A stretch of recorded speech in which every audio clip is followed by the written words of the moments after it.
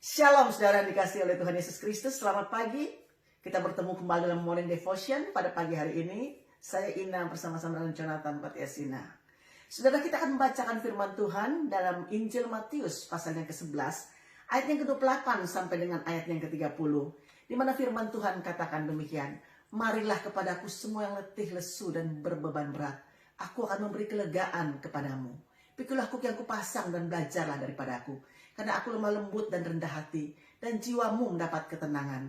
Sebab kuk yang kupasang itu enak, dan bebanku pun ringan.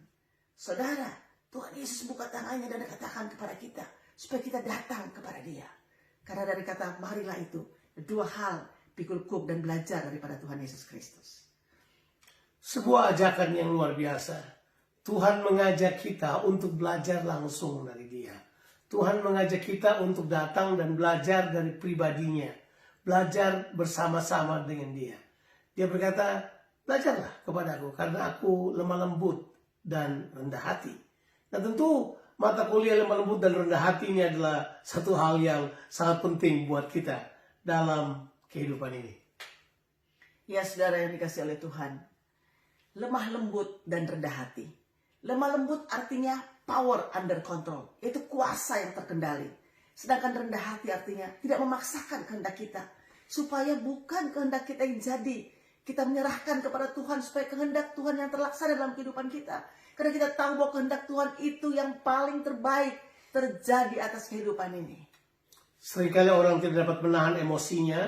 Waktu dia punya kekuatan dan kemampuan, dia memaksakan kehendaknya sendiri. Sehingga yang terjadi, dia gagal untuk mempersilahkan Tuhan menyatakan kehendaknya pada situasi-situasi khusus. Seperti pada saat kita marah, berhadapan dengan pertikaian, berhadapan dengan kemarahan, berhadapan dengan hal-hal yang kita tidak setujui. Seringkali orang kemudian memaksakan kehendaknya, kemudian mereka gagal mengizinkan kehendak Allah terlaksana dalam kehidupan ini.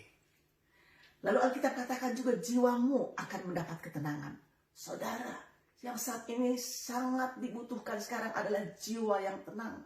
Dan saudara, jiwa yang tenang kita hanya dapatkan di mana, saudaraku? Waktu kita datang kepada Tuhan Yesus Kristus. Waktu kita menyerahkan sepenuhnya kepada Tuhan. Kita boleh mendapatkan, saudaraku, ketenangan dalam jiwa kita. Baik pikiran kita, baik perasaan kita, baik kehendak kita.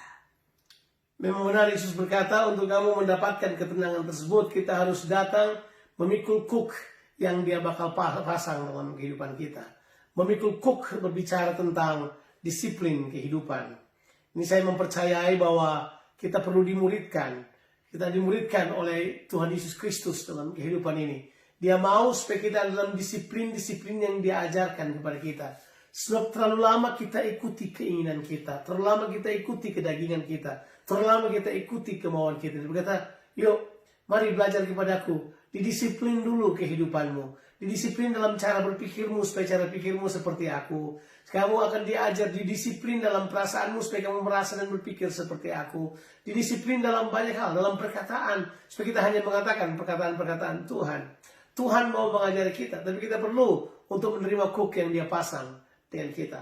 Kuk itu adalah seperti seorang petani yang ingin membajak, menaruh kuk di atas dua lembunya untuk menarik bajak. Kepentingan kuk itu adalah supaya kedua lembu itu dapat berjalan bersama, tidak satu pun yang akan berjalan ke kiri atau berjalan ke kanan. Mereka akan mengikuti arah mata bajak itu pergi karena ada kuk yang mempersatukan mereka. Tuhan Yesus mau kita tetap bersama dengan Tuhan Yesus, menanggung semuanya bersama-sama. Yesus mau menjadi sepenanggungan dengan kita. Dia mau menanggung beban kita bersama-sama dengan Dia. Tuhan sangat mengasihi kita. Sebab kuk yang kupasang itu enak dan bebanku pun ringan. Gitu.